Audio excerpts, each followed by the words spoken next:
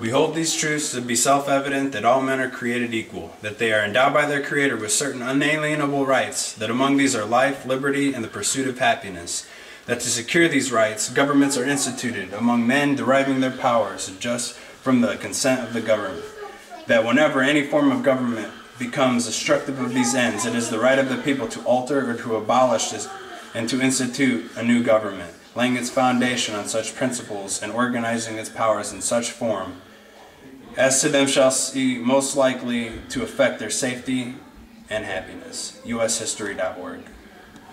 Spoken so many years ago, these words still hold true to their meaning. Do we not have the right to defend ourselves, to defend our very lives and the lives of those that we love?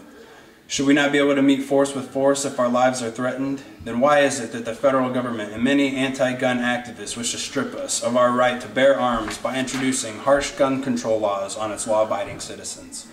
In today's world, everyone is a potential target for terrorism, whether it is classified as international terrorism or domestic terrorism. The fact of the matter is that people should have the right and the means to protect themselves. You hear in the news frequently of school shootings or a disgruntled person taking the lives of innocent people.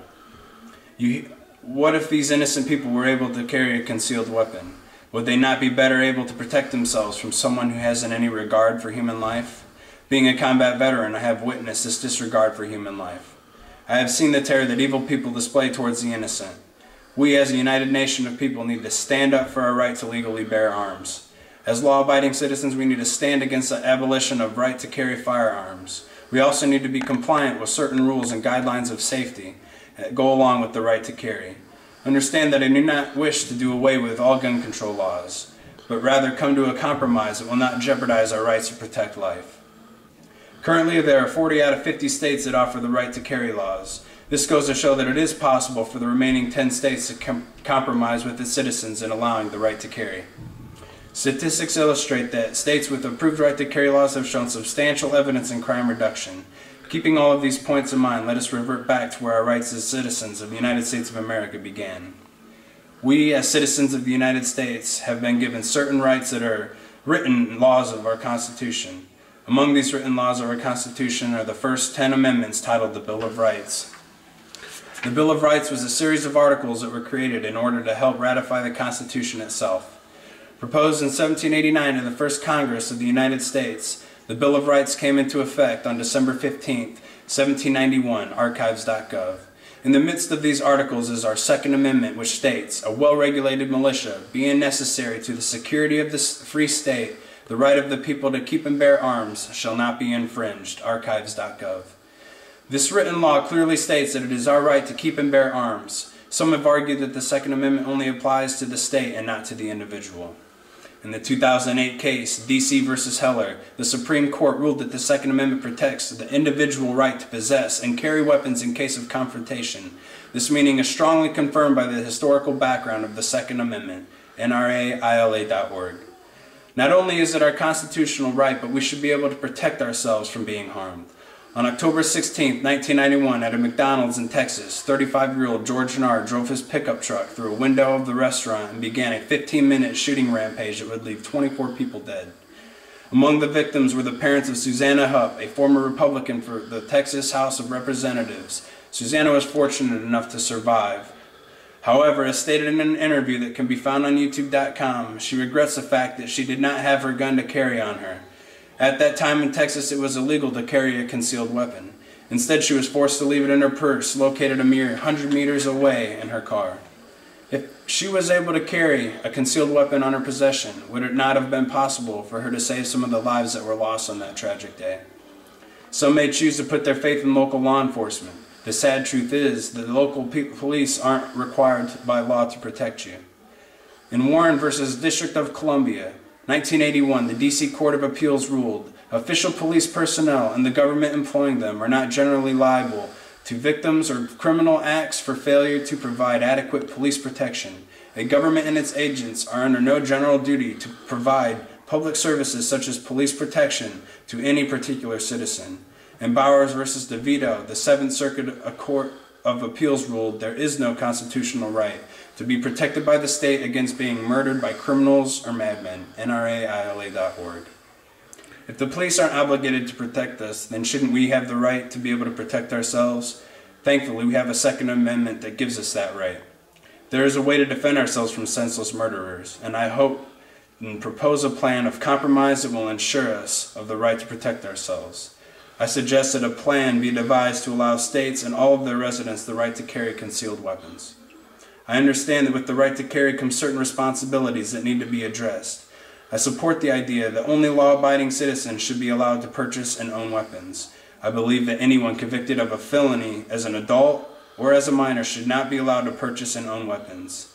In some cases, I believe that a person guilty of certain other offenses, not classified as a felony, should also be ruled out. I believe in safety. I suggest that anyone interested in purchasing a firearm be required to attend a weapons familiarization and safety class. This will help a person become familiar with their weapon, and as a result, this would help prevent unnecessary accidents from occurring. I also propose that a more extensive background check be performed, but once a person is cleared, they should be allowed the right to possess and carry a concealed weapon. So now that we have discussed some potential solutions to the problem with today's gun control, how do we know that they will work? It is possible for us to reach the goal of legalizing concealed carry in every state. Currently, there are 40 out of 50 states that honor the right to carry. 36 have shall issue laws requiring that state permits be issued to applicants who meet uniform standards established by the state legislature. 3 have fairly administered discretionary issued carry permit systems. Vermont respects the right to carry without a permit. Alaska, one of the shall issue states, has its permit systems for the purpose of permit reciprocity with other states and has allowed carrying without a permit since 2003. Of the 10 non-right to carry states, 8 have restrictively administered discretionary issue systems, and 2, Illinois and Wisconsin, have no permit system and prohibit carrying. NRAILA.org. Statistics prove that states who have accepted the right to carry show substantial evidence in crime reduction. According to the NRA, since 1991, 23 states have adopted RTC laws, replacing laws that prohibited carrying or that issued carry permits on a very restrictive basis. Many other federal, state, and local gun control laws have been eliminated or made less restrictive, and the number of privately owned guns has risen to about 90 million. In the same time frame, the nation's murder rate has decreased 46% to a 43-year low, and the total violent crime rate has decreased 41% to a 35-year low. Right to carry states have lower violent crime rates on average compared to the rest of the country. Total violent crime by 24%, murder 28%, and robbery 50%, aggravated assault 11%. NRAILA.org. In an article written for the Cato Institute, a nonprofit research organization based out of Washington, D.C., David Lampo, the publications director for Cato Institute, said, "States that allow registered citizens to carry concealed weapons have lower crime rates than those that don't." Cato.org. The 31 states that have shall issue laws allowing private citizens to carry concealed weapons have on average a 24% lower violent crime rate, a 19% lower murder rate, and a 39% lower robbery rate than states that forbid concealed weapons. In fact, the 9 states with the lowest violent crime rates are all right to carry states. Remarkably, guns are used for self-defense more than 2 million times a year, 3 to 5 times more than the estimated number of violent crimes committed with guns. Cato.org. With statistics like these, it's almost crazy to think that the government wishes to impose stricter gun control laws on its citizens.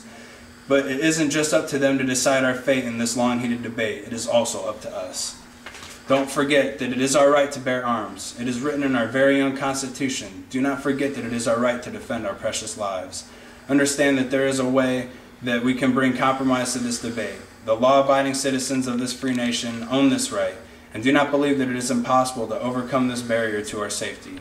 We have seen in 40 other states that it is possible. Stand up for your rights and challenge those who wish to oppose the Second Amendment of our Constitution. Together we can make a difference in reducing crime rates, and together we can protect those that we love.